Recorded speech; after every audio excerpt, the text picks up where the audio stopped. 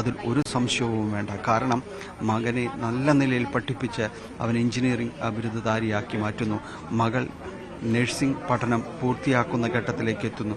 സ്വാഭാവികമായി നമുക്ക് പറയാം, അഭ്യസ്തവിദ്യരായ രണ്ട് കുട്ടികൾ, വിദ്യാഭ്യാസ സമ്പന്നരായ കുട്ടികൾ, ഒരുപക്ഷെ പല രീതിയിൽ അവരുടെ പഠനം മുടങ്ങിപ്പോകേണ്ട ഘട്ടങ്ങൾ ഉണ്ടായിട്ടുണ്ടാകാം.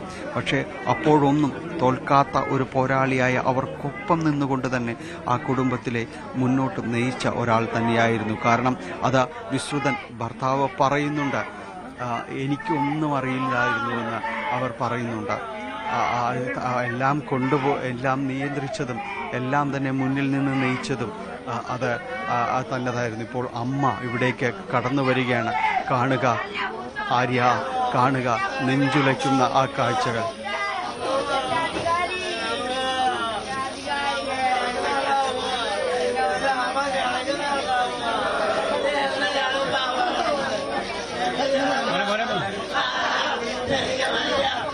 ചേച്ചി ചേച്ചി പെട്ടെന്ന് മാറ്,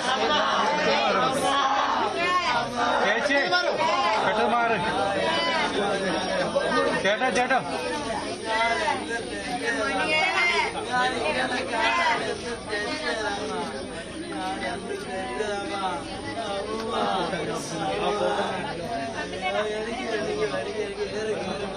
സനീഷേ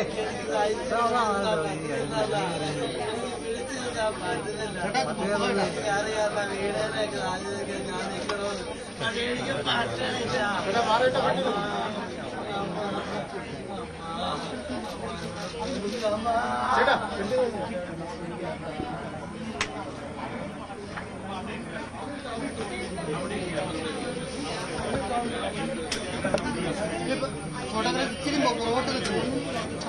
മനു മനു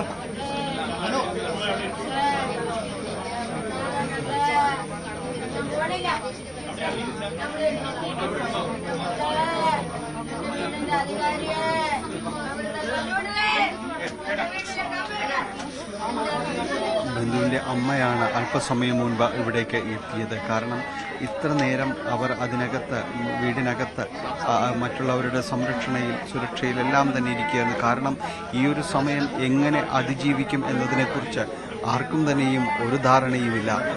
ഈ മകളെ, സ്വന്തം മകളുടെ ചേതനയേറ്റ ശരീരം കാണാനെത്തുന്ന പ്രായാധിക്യമുള്ള അമ്മ അത് എങ്ങനെയാണ് ഈ സമയം കടന്നു പോകുക എന്നത്. ഇപ്പോൾ നേരത്തെ ഉണ്ടായിരുന്ന അടുത്തേക്ക് എത്തുമ്പോൾ നമ്മൾക്ക് ആദ്യം കേൾക്കുക അമ്മയുടെ മകളെ എന്ന് വിളിച്ച് ഉള്ള കരച്ചിൽ തന്നെയാണ്. എൻ്റെ മകളെ നീ എവിടെയാണെന്ന് ചോദിച്ചുകൊണ്ടുള്ള കരച്ചിലാണ്. അമ്മയുടെ വിളിക്ക് ഉത്തരമായി ഇപ്പോൾ മകളുടെ ചേതനയേറ്റ ശരീരമാണ് ഇവിടേക്ക് വന്നിരിക്കുന്നത്. പോകല്ലേ അമ്മ എന്ന് പറഞ്ഞുകൊണ്ട് കരയുന്ന നവനീതുണ്ട്. നവനീതിലായിരുന്നു അമ്മയുടെ പ്രതീക്ഷകൾ. അവൻ എഞ്ചിനീയറിംഗ് പഠനത്തിന് ശേഷം ജോലിയിലേക്ക് കയറി ആദ്യ ശമ്പളം അമ്മയ്ക്ക് കൈമാറാൻ കാത്തിരിക്കുന്ന മകൻ ഇപ്പോൾ കരഞ്ഞു കലങ്ങിയ കണ്ണുകളുമായി എന്താണ് പറയേണ്ടതെന്ന് പോലും അറിയാതെ അവിടെ തളർന്നു കിടക്കുന്നു.